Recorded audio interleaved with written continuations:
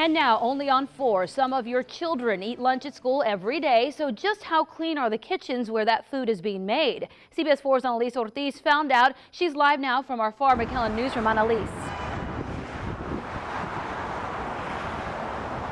Marcy and Eddie, CBS 4 News dug through these health reports for schools within the Hidalgo County limits and within the cities of McAllen, Mission, Edinburg, and Far. And parents, you might be relieved to know what we found out.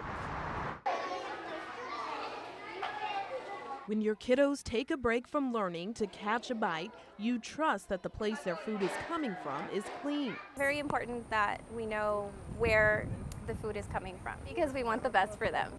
And according to the most recent health inspections of school cafeterias in Hidalgo County, you're probably right.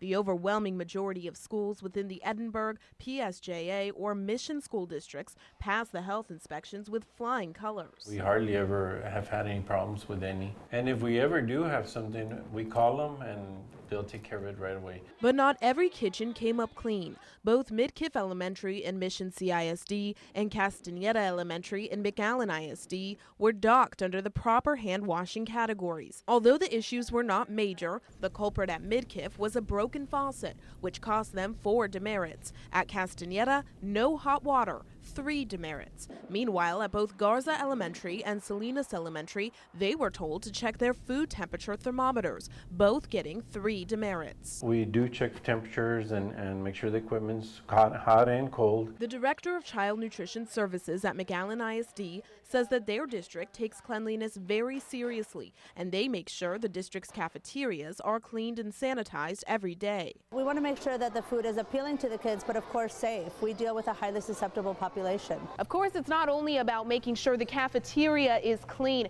McAllen ISD is also making sure that the food on these kids' plates is healthy enough to go in their bellies. Thank you. The Healthy Hunger-Free Kids Act of 2010 changed up the menu at schools in the Rio Grande Valley and across the entire nation. We have to make sure that we offer a full cup of vegetables or fruit, and then making sure that specific vegetable subgroups are targeted. So CBS 4 News checked the grade on those reports as well.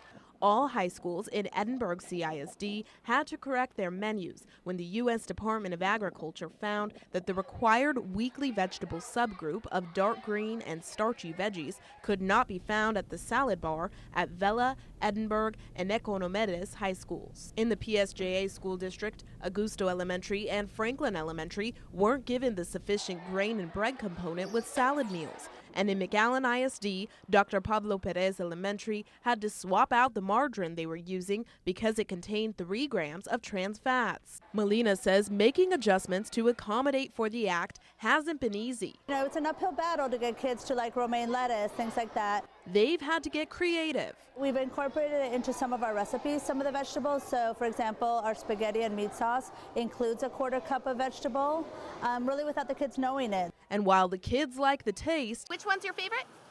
Hot dog and the cheeseburger. parents appreciate the healthy ingredients. What their nutrition is, what they're eating. They should have a balanced diet. And the reassuring feeling that the meals your children are getting at school are the best they can be. And the Texas food establishment rules are actually going to get tougher by next year. The number of categories in which a food establishment could be docked during a health inspection will nearly double. Live from the Far McAllen newsroom, Annalise Ortiz, CBS 4 News and ValleyCentral.com.